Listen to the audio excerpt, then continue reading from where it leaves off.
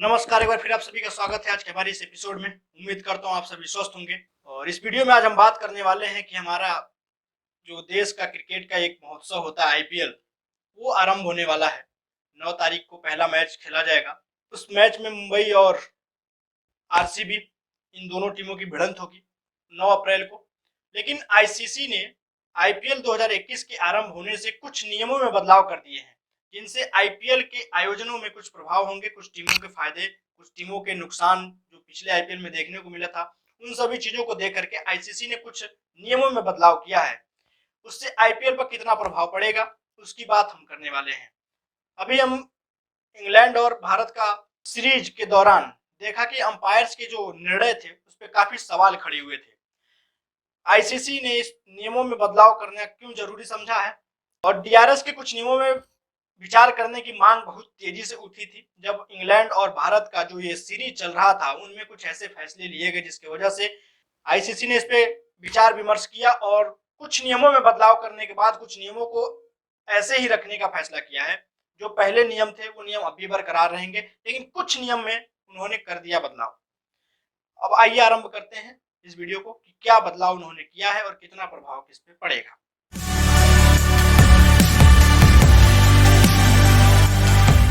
ICC cricket committee के अध्यक्ष और भारतीय पूर्व लेग स्पिनर अनिल कुंबले ने जानकारी दी कि अंपायर्स कॉल को बरकरार रखा जाएगा।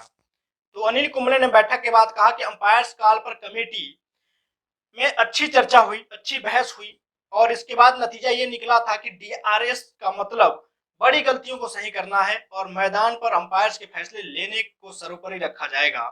इसीलिए अंपायर्स कॉल को बरकरार रखना अहम है। तो उन्होंने ये कहा कि अंपायर्स कॉल को नहीं हटाया जाएगा। अंपायर्स कॉल जैसे पहले काम करती थी वैसे भी काम करेगी, मगर डीआरएस में कुछ नियमों में बदलाव किए गए। वो 3 नियमों में बदलाव की बात कहें कि डीआरएस की जो 3 नियम है उनमें बदलाव किया गया है। डीआरएस के वो 3 नियम थर्ड अंपायर से जुड़े हुए हैं। आईसीसी क्रिकेट कमेटी और बोर्ड ने डीआरएस और तीसरे अंपायर के नियमों में बड़े बदलाव करते हुए डीआरएस में ये बदलाव हुआ कि अब विकेट की जोन की ऊंचाई को बढ़ा करके स्टंप के ऊपर तक कर दिया जाए। हालांकि इस फैसले के बाद अब अंपायर्स कॉल विकेट की ऊंचाई और चौड़ाई दोनों में एक समान रहेगी। इनमें बहुत सारा अंतर देखने को पहले मिलता था और इसके वजह से थोड़ा डिसीजन कंफ्यूजिंग हो जाता था। दूसरा बदलाव ये हुआ कि एलबीडब्ल्यू के फैसले पर रिव्यू लेने से पहले खिलाड़ी अंपायर से बातचीत कर सकते हैं और पूछ सकते हैं कि क्या बल्लेबाज ने गेंद को खेलने की सही कोशिश की थी या नहीं की थी। पहले अंपायर से बल्लेबाज या कोई भी फील्डर्स या जो भी खिलाड़ी अंपायर से इन सब चीजों पर बात नहीं कर सकते थे। सीधा आप डीआरएस लीजिए और अपने फैसले का इंतजार करिए, थर्ड अंपायर जो फैसला दे उसके हिसाब से। तो ये था, इनमें दूसरा बदलाव किया गया। वही तीसरा जो बड़ा बदलाव हुआ, अंपायर को आईसीसी ने एक नई ताकत दी थी। अंपायर्स को एक नया ताकत दिया गया। तीसरा जो अंपायर होते हैं वो अब 60 रन के फैसले को रिप्ले में पहले चेक करके और उसमें बदलाव कर सकते हैं। अगर रिप्ले में कुछ गलत दिखता है तो उसको सुधार करने की गुंजाइश अब थर्ड अंपायर के पास होगी। ऑन फील्ड अंपायर अब 60 रन में अगर कुछ भी गड़बड़ होता है तो वो थर्ड अंपायर उसको सुधार कर सकते हैं। इस नियम में बदलाव इसलिए जरूरी था कि पिछले साल जब दुबई में आईपीएल चल रहा था